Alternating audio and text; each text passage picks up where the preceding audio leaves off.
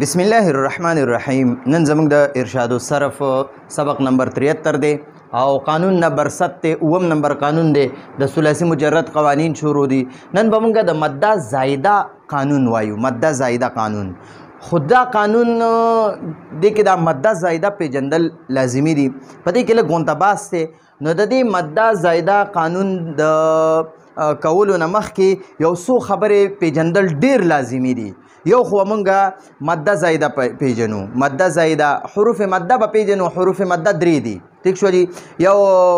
واو ماده، الف ماده، یای ماده، دا درې دي. نو دا ماده به مونږ پیژنو. او دویم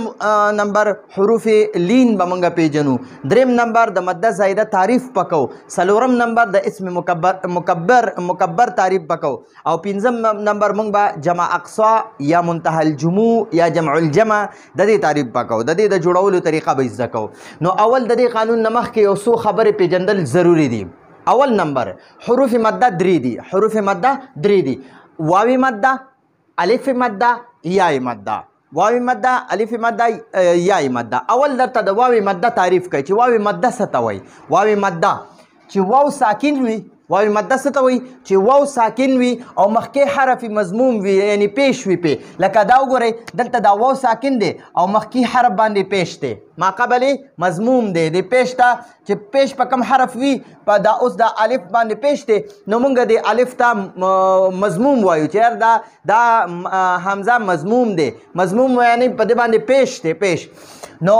دی واو ته واو ماده وایي. ځکه ورته واو ماده وایي چې واو ماده هغې ته وایي چې واو ساکن وي او مخکې حرف باندې پیش وي. دلته دا واو ساکن دی او مخکې پرې با باندې پیش دی. نو دې ته واو ماده وایي. ټیک شو. نو لکه مثلا او، بو، تو، سو، جو، داسې ورپسې ځه. نو اوس وګورئ دلته واو ساکن دی، مخکې حرف تا ده په ده باندې پیش دی. دا مضموم دی. دا تا مضموم دی. نو دې واو ته د واو ساکن ما قبل مضموم ته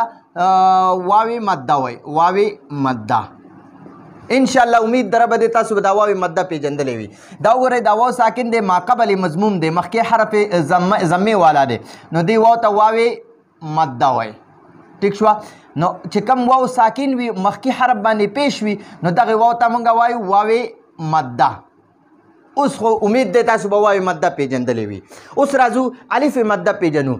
الف ماده څه ته وایي چې الف ساکن وي، یعنی الف وي زبر زیر پیش څه پې نه وي او مخکې حرف باندې زبر وي. نو هغه الف ته الف ماده وایي. چې الف ساکن وي او ما قبل یعنی مخکې حرف مفتوح وي. مفتوح زبر والا حرف ته وایي. مفتوح زبر والا حرف ته وایي. لکه اوس وګورئ دا الف ته الف، دا الف ته په دې مخکې حرف باندې زبر دی. دا الف ته په دې مخکې حرف باندې زبر دی. دې الف ته الف ماده وایي. چې الف وي او مخکې حرف باندې زبر وي دغه الف ته الف ماده وایي. الف ماده څه ته وایي چې الف وي او مخکې حرف باندې زبر وي، دغه الف نه مخکې حرف باندې زبر وي، دغه الف ته الف ماده وایي. لکه وګورئ با، تا، ث، ج، ح، ن، و وغیره وغیره. نو دغه ته الف ماده وایي. الف ماده څه ته وایي چې الف وي او مخکې حرف باندې زبر وي، دغه الف ته الف ماده وایي. اوس یای ماده وپېژنئ. یای ماده څه ته وایي چې یا ساکن وي، یا ساکن وي، جزم وي پې جزم، یا ساکن وي او ما قبل یعنی مخکې حرف مکسور یعنی زیر وي. زیر مکسور زیر والا حرف ته وایي. مکسور زیر والا حرف ته وایي. نو بیا واورئ چې یا ساکن وي او ما قبل مخکې حرف مکسور وي. لکه بی، دا یا ساکن ده او د ده نه مخکې دا با ده په باندې زیر دی. نو دې یا ته یای ماده وایي. بی دا به موږ وایو بی. لږ به اوږدو، لږ مد به پې کوو، مختصر غونته یې. ځکه ورته حروف ماده وایي چې د باندې به لږ غونته کې مد کوو. ډېر اوږد مد به پې نه کوو، لږ مد به پې کوو. او دا تا ساکن ده او دا مخکې حرف دا یا ساکن ده، مخکې حرف تا ده په دې باندې زیر دی. نو دې یا ته یای ماده وایي. چې کله یا ساکن وي او مخکې حرف باندې زیر وي دې یا ته یای ماده وایي. چې کله یا ساکن وي مخکې حرف باندې زیر وي دې یا ته یای ماده وایي. اوس دا سا ده، دا یا ساکن ده په دې سا باندې زیر دی، دې ته یای ماده وایي. دې ته یای ماده وایي. چې یا ساکن وي مخکې حرف باندې زیر وي که نه دې ته یای ماده وایي. وګوره دا یا ساکن ده مخکې حرف باندې زیر دی، دې یا ته موږ یای ماده وایو. ټیک شوه. اوس د دې پوره جمع د واو ماده مثال دا دی او، او دا واو ساکن دی مخکې حرف باندې پیش دی دی واو ته واو مده وای او تی دا یا ساکن د مخکې حرف باندې زیر دی نو دی ته یای مده وای او نا دا الف ساکن دی مخکې حرف باندې زبر دی دی ته مونږ الف مده وایو نو او تی نه واو مده دا وګورئ دا پکې په دې اوتی نه کې دا واو مده دی واو مده او تی کې دا یای مده ده یای مده او نا کې دا الف مده ده الف مده ٹھیک شو جی په دې باندې امید دی تاسو به پوه شئ حروف مده به پېژندلي او په دې به تاسو پوه شوي وي حروف لین څه ته وایي اوس حروف لین وپېژنئ حروف لین دوه دي واوي لین او یای لین دا واوي لین دی یو او یو یای لین دی حروف لین دوه دي یو ته واوي لین وای یو ته یای لین وای ګورئ چې واو ساکن وي مخکې حرف باندې زبر وي دی واو ته واوي لین وای واوي لین نرم ته وای نرم لین معنا ده نرم نو دا واو به مونږ نرم وایو جټکه مټکه به نه ورکو ټیک شوه او چې یا ساکن وي مخکې حرف باندې زبر وي واو به هم ساکن وي مخکې حرف باندې به زبر وي او یا به هم ساکن وي مخکې حرف باندې به زبر وي د دواړو به ساکن وي او د دواړو نه مخکې حرف باندې به زبر وي نو دغې ته حروف لین وایي نو ګورئ واو ساکن ما قبل مفتوح یا ساکن ما قبل مفتوح د دې دواړو نه مخکې ده اوس درته اول د واویلین تعریف کوي چې واو ساکن وي او ما قبل یعنی مخکې حرف مفتوح یعنی زبر والا وي لکه با واو زبر باو نو دا واو ساکن دی خو د مخکې حرف باندې زبر دی دلته وګوره واو ساکن دی مخکې حرف باندې زبر دی دا واو ساکن دی مخکې حرف باندې زبر دی نو داسې واو ساکن چې مخکې حرف باندې زبر وي دی واو ته واوي لین وي او چې کله واو ساکن وي مخکې حرف باندې پیش وي دغې واو ته واوي مده وي واوي مده څه ته وایي چې واو ساکن وي مخکې حرف باندې پیش وي دغې ته واوي مده وایي او چې کله واو ساکن وي مخکې حرف باندې زبر وي دغې واو ته واوي لین وایي نو دا به موږ وایو بو تو خو نو ګورئ په سوره قریش کې دی وآمنهم من خاو زبر خو نو دی خوف کې دا واو چې دی که نه دا ساکن دی ما قبل مفتوح دی نو دا واو دی واو ته موږ واوي لین وایو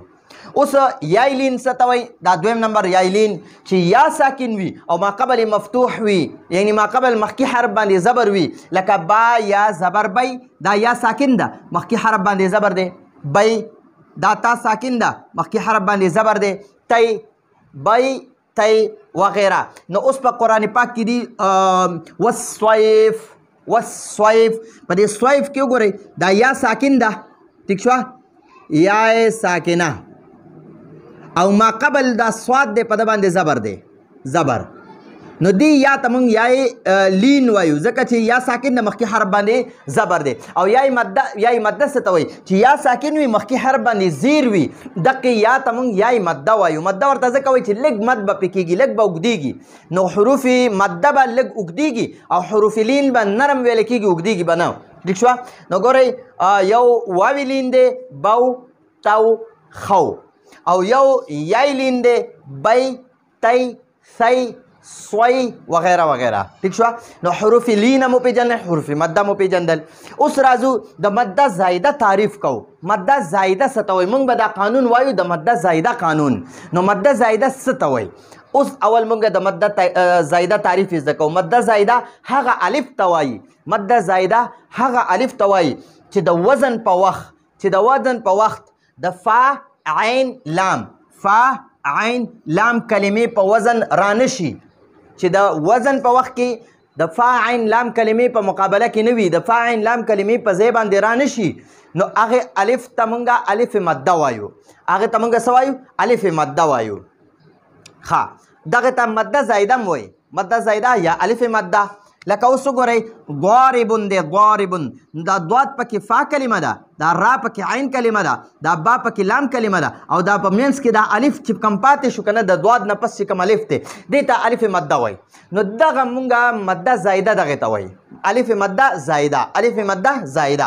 بر وزن فاعلون فا عین لام دا حروف اصلي دي او دا الف پکې زایده دی ٹھیک شوه نو الف مده زایده دا په دې ضاربون کې دا الف چې کوم دی که نه دې ته الف مده زایده وایي انشاءالله چې کله قانون وایو که نه دا خو موږ د قانون نه مخکې یو څو خبرې زده کول لازمي دي دا موږ ځکه زده کوو چې دا خبرې به په قانون کې راځي چې دا خبرې مې اول نه زده کړي نو موږ قانون باندې به پوهېږو نه قانون باندې به داسې سرسري تیر شو نو اول دا خبرې ځکه لازمي دي نو انشاءالله بیا به په قانون کې موږ د الف مده زایده باندې زیات کار کوو انشاءالله اوس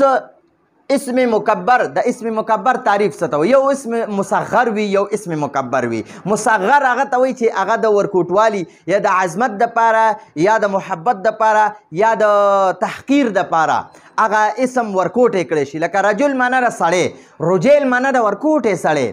او دغه شان د عبد معنا د بنده عبید معنا د ورکوټی بنده دغه شان بل یو داسې اسم چې هغې نه د هغې تصغیر جوړېدی شي نو هغې ته مصغر وایي چې تصغیر یې نه وي جوړ شوی د کوم اسم هغه ته مکبر وایي اوس دا قلم دی که نه قلم نو دا قلم لفظ چې دی دا مکبر دی دا قلم دی اوس که ته د دې نه قلیم جوړ کړې قلیم نو دا مصغر شو تصغیر جوړ شو چې تصغیر د کم اسم نه وي جوړ هغې اسم ته اسم مکبر وایي چې د کم اسم تصغیر نه وي جوړ هغې اسم ته اسم مکبر وایي اوس قلم دی قلم اسم مکبر دی کتاب اسم مکبر دی او سبوره دا اسم مکبر دی غرفه اسم مکبر دی ٹھیک شو جی نو اسم د قلم اسم مصغر جوړ کا تصغیر یو کا قلم اسم مکبر دی د تصغیر جوړ کا قلم قلم معنا د قلم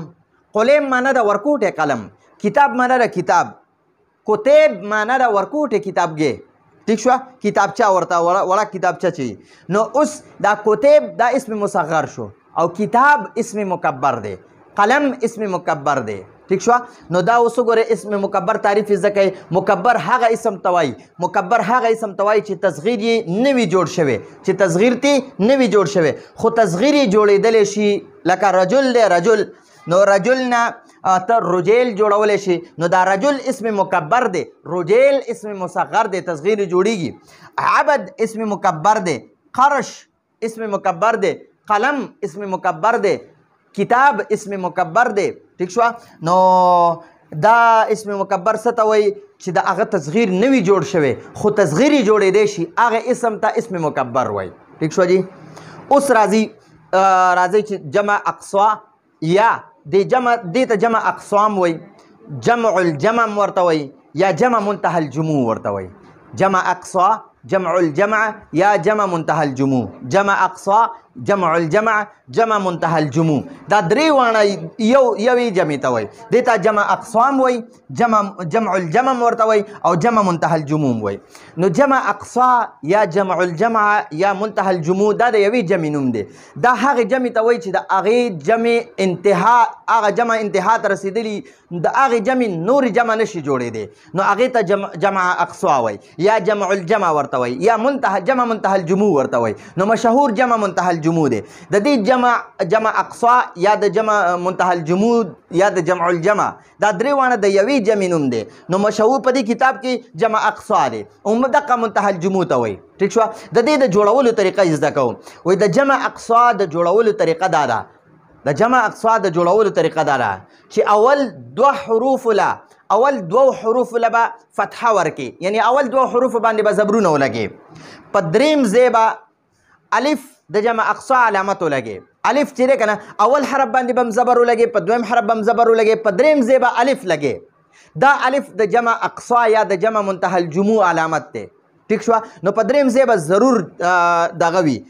الف وي الف د جمع اقصا الف یا د جمع منتهى الجموع الف بوي بیا که چرته د دې الف نه د دې جمع اقصا علامت چې کوم الف دی د دې الف نه وروسته یو حرف وي که د دې الف نه وروسته یو حرف وي نو هغه به مشدد وي لکه دواب نو ګورئ په اول حرف هم زبر دی په دویم حرف هم زبر دی په دریم ځای باندې دا الف دی الف د دې الف نه وروسته که یو حرف وي نو هغه به مشدد وي دې ته جمع اقصام وایي جمع منتهى الجموع وایي او جمع الجمع ورته وایي نو دواب دا جمع ده نو ګورئ اول دوه حروف باندې به زبر وي تاسو ته زه یو نقشه جوړه کړم اول حرف باندې به هم زبر وي په دویم حرف باندې به هم زبر وي په دریم ځای به الف وي د دې الف نه پس که چېرته یو حرف وي نو هغه به مشدد وي او که چېرته اول حرف باندې زبر دویم حرف باندې زبر په دریم ځای الف د الف نه پس که چېرته دوه حروف وي نو اول حرف باندې به زیر وي او دویم حرف به د عامل مطابق وي که د عامل فاعل غواړي نو په دې به پیش لګي ښه دریمه طریقه یې واوره اول حرف باندې به زبر وي په دویم حرف باندې به هم زبر وي په دریم ځای باندې به د الف وي الف دیتا الف جمع منتهى الجموم وي یا دی الف ته د جمع اقصا علامت وي د منتهى الجموع علامت ورته وي نو اول دو حروف باندې به زبر وي په دریم ځای باندې به د الف وي د الف نه پس په درې حروف وي درې نو په دې د اول حرف باندې به زیر وي د الف نه پس اول حرف باندې به زیر وي په دویم حرف به یا ساکن وي یا ساکن او دریم حرف به د عامل مطابق وي نو موږ پیش په ولګو ٹھیک شو نو ګورئ که د اول دو حروف باندې به زبر وي په دریم ځای به الف وي که د الف نه پس یو حرف وي نو مشدد به وي که بیا چېرته د دې الف نه پس دوه حروف وي نو اول به مکسور وي زیر والا به وي دویم باندې به پیش وي او که چېرته د دې الف نه پس درې حروف وي نو اول به مکسور وي په دویم ځای باندې به یا ساکن وي او دریم حرف به د عامل مطابق وي ٹھیک شو عمده خبره راته دلته کوم لیکلې ده وایي د جمع اقصا جوړولو طریقه دا ده چې اول دوه حروف له به فتحه ورکې نو دلته وګورئ ما دا نقشه کې جوړ کړه اول دوه حروف لم زبر ورکه په دریم ځای به الف د جمع اقصا علامت ولګې نو په دریم ځای باندې دا الف ولګو بیا که چېرته د دې الف نه وروسته یو حرف وي نو هغه به مشدد وي لکه دواب د اول حرف باندې زبر په دویم حرف هم زبر په دریم ځای الف د جمع اقصا علامت هم ولګو او په دریم ځای باندې په د الف نه پس یو حرف دی نو هغه به مشدد وي نو ګورئ د با باندې شد دی دا با مشدد ده او که چېرته د الف نه وروسته دوه حروف وي الف نه وروسته که چېرته دوه حروف وي نو د الف حرف به مکسور وي او اول حرف به مکسور وي دلته ګورئ اول حرف به مکسور وي د الف نه وروسته که دوه حروف وي نو د دې الف نه وروسته اولنی حرف به مکسور وي زیر والا به وي او دویم حرف به د عامل مطابق وي که پیش پې لګې که عامل فاعل غواړي نو هغې باندې به پیش لګې که عامل مفعول یا مجرور غواړي نو هغې باندې به بیا زبر لګې لکه مساجدو په دې میم باندې زبر دی اولنی حرف دی په سیم دویم حرف دی په دم زبر دی او د دې دوه حروف نه پس الف دا د جمع اقصا علامت دی د دې الف نه پس دوه حروف دي نو اول به مکسور وي زیر والا به وي دویم به د عامل مطابق وي نو مساجدو ها او که چېرته د الف نه وروسته درې حروف وي که چېرته د الف نه وروسته درې حروف وي ګوره دا الف دی موږ سره د دې نه پس که درې حروف وي که نه درې حروف وي نو اول حرف به مکسور وي زیر والا به وي په دویم ځای به یا ساکن وي او دریم حرف به د عامل مطابق وي لکه مسا ګورئ په دې میم باندې زبر اولنی حرف دی په صاد باندې